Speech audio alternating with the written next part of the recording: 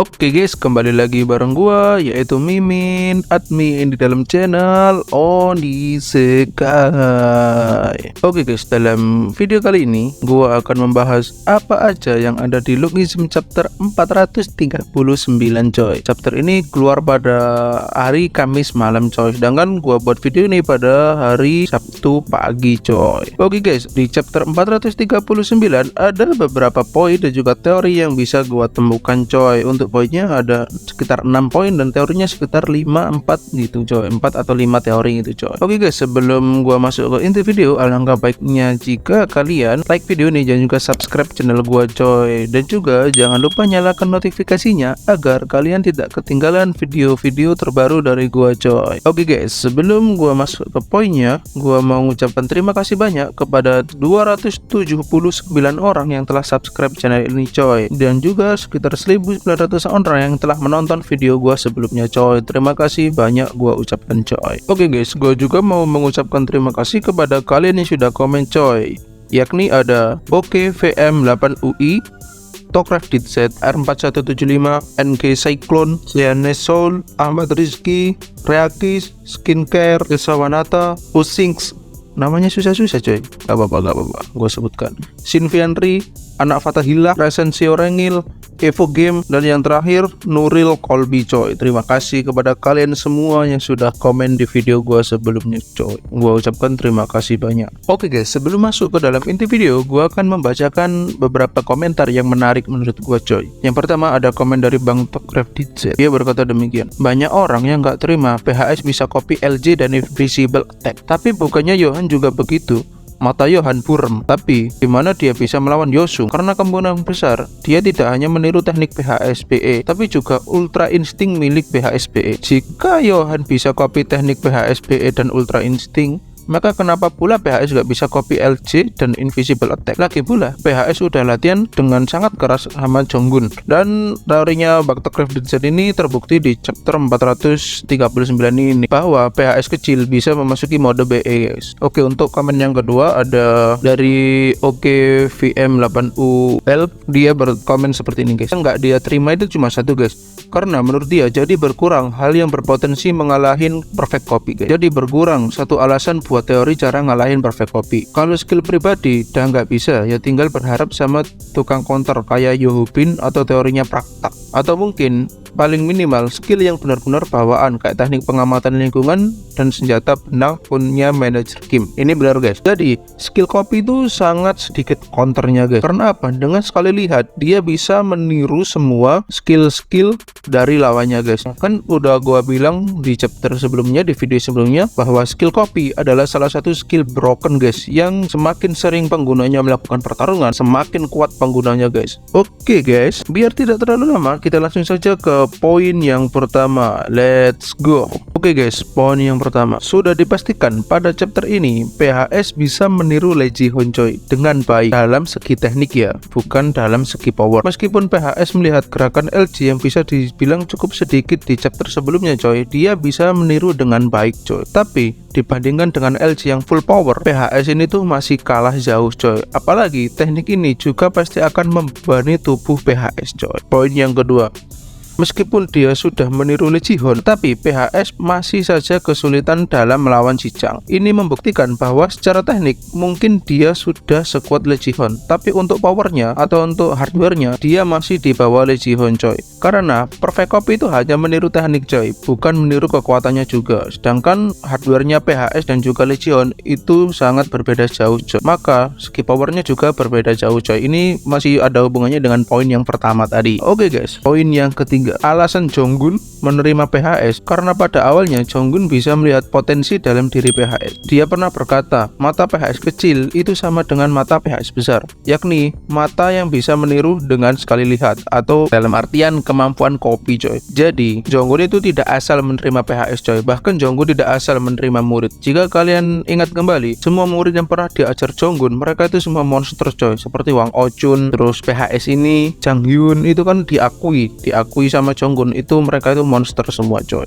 Oke, poin yang keempat. Poin ini guys adalah menjadi bukti bahwa teori gua di video sebelumnya itu benar. Teori yang ini guys, Kedua, yakni jika PHS bisa memasuki mode rage atau mode reok, berarti ada kemungkinan ya meskipun sangat kecil PHS akan bisa memasuki mode BE atau Black Eye. Karena jika kalian sadar di chapter 438 ini, Pak Hyung-suk mode reok wajahnya, raut wajahnya maksudnya, dan juga gaya remnya sangat mirip dengan Pak Hyung-suk besar. Saat mode reok juga guys, saat Ansan itu guys, itu sama persis. Jadi menurut gua tidak menutup kemungkinan bahwa PHS kecil akan bisa memasuki mode Black A atau BE itu guys. Sudah kuduga PHS kecil akan bisa memasuki mode Black Eye atau BE. Sesuai yang apa dibilang Jonggun bahwa PHS akan dijadikan mahakarya terbaiknya coy. Nah, itu guys. Jadi ya pada poin keempat ini itu menjadi bukti bahwa teori gua yang mengatakan PHS memiliki kemungkinan untuk memasuki mode BE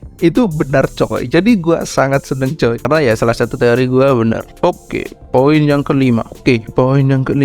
Anjir, ternyata Pak Delman yang pernah diperlihatkan pada chapter sebelumnya, dia itu berasal dari Gen 0 guys. Lebih tepatnya anggota Kim Ga-brong yang bekerja sebagai supirnya. Teori gue yang ini juga bener guys. Yes, teori yang ini guys. Kemarin yang dikira polisi, ternyata malah Raja Gen 1, yakni Kwak Cicang. Gue malah curiga coy dengan Pak Delman ini guys. Ini bentar fotonya gue tunjukin. Gue curiga coy sama Pak Delman ini. Soalnya Pak Delman ini juga berasal dari Seoul coy. Mungkin saja dia ada hubungannya dengan Park Jin Young guys. Nah pada awalnya gue curiga kenapa orang dari Seoul malah berada di tempat terpencil seperti itu. Bukankah Seoul adalah sarang para monster? Dalam artian sarangnya orang-orang kuat tak terukur guys. Tapi gue gak nyangka dia adalah anggotanya Kim Ga-brong. Gue curiga dia itu seperti Choi Dong-soo guys, atau orang yang bekerja di balik layar sebagai otaknya daerah Jungcheon. Tapi ternyata dia malah anggota dari Gen 0. Bahkan supirnya Kim Ga-brong ini memang gak tertebak guys. Kalau dia adalah supirnya Kim Ga-brong, gua curiganya dia adalah chairman gitu guys, chairman daerah Jungcheon. Oke, poin yang keenam sekaligus poin terakhir yang dapat gua temukan di chapter ini. Nobakgu atau Pak Delman mengkonfirmasi dan bisa menjadi bukti jika wajah PHS sangat mirip dengan Park Jin Young, yang berarti PHS memanglah anak dari Park Jin Young guys. Hal ini sulit untuk dipungkiri. Dan dia juga memanggil Park Jin Young dengan sebutan Kapten. Nah, apakah Park Jin Young yang menghidupkan atau melindungi Chung Cheon sebelum gabung atau saat setelah Ga-brong mati? Nah, kita juga belum tahu guys apa hubungannya Park Jin Young dengan daerah Chung Cheon ini. Tapi gua bisa katakan dengan pasti PHS adalah anak dari Park Jin Young guys. Entah itu suami resmi ibu PHS di NTR sama Jin Young, kita juga nggak tahu ya. Siapa tahu kan Jin Young meng-NTR gitu. Oke guys, itu tadi poin-poin yang dapat gua temukan. Sekarang kita akan beralih ke teorinya guys. Oke guys, teori yang pertama.